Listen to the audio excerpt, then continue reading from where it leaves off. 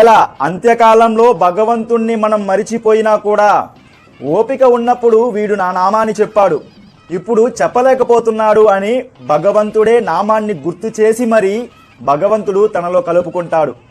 అలా తాను చేసిన పూజ వల్ల ఆ ఏనుగుకు భగవంతుడు గుర్తుకొచ్చాడు. గుర్తుకు వచ్చి ఇలా అంటున్నాడు, ఓం నమో భగవతే తస్మై యతయేచ్చిదాత్మకం పురుషాయ ఆది బీజాయ పరేశాయ అవిధీమహి అన్నాడు.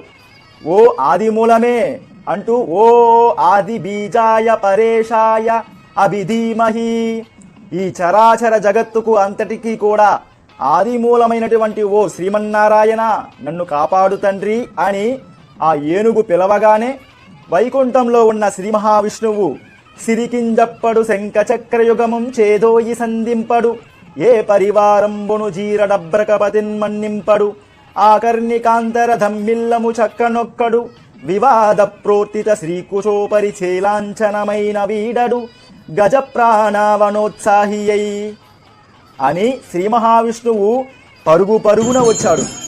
అసలు గరుత్మంతుడి యొక్క వేగం చాలలేదు అని భగవంతుడే సాక్షాత్తు ఆ శ్రీమన్నారాయణుడే ఆ నీటిలోకి దూకి చక్రాన్ని ప్రయోగించి మకరాన్ని సంహరించి గజేంద్రుణ్ణి రక్షించాడు.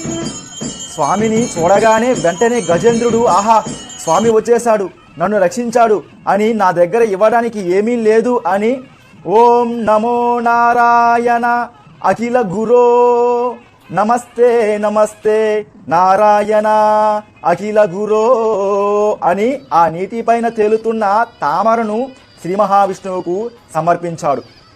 భగవంతుడికి పుష్పం సమర్పించేటప్పుడు ఆ ముచ్చికను తీసేసి సమర్పించాలి. కానీ గజేంద్రుడికి అంత ఓపిక లేదు, అంత శక్తి లేదు. తామర తూడుతో సహా పద్మాన్ని స్వామికి ఇవ్వగానే స్వామివారు తీసి చేతిలో ధరించాడు. ఇప్పటికీ గురువాయూరులో ఆనాడు గజేంద్రుడు ఇచ్చిన తూడుతో ఉన్న పద్మాన్ని కృష్ణుడు ధరించి మనకు దర్శనమిస్తూ ఉంటాడు. అంతటి భక్తపరాయణుడు ఆర్తితో పిలవగానే పరిగెత్తుకుంటూ వచ్చే ఏకైక దైవం సురేంద్రనగరం శ్రీ వరద వెంకటేశ్వర స్వామివారు. అటువంటి స్వామివారు గజేంద్రవరదుడిగా దర్శనమిస్తూ ఉన్నాడు చూడండి.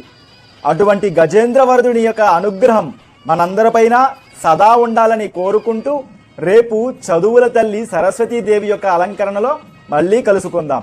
శ్రియకాంతాయ కళ్యాణ నిధయే నిధయేర్ధినాం శ్రీ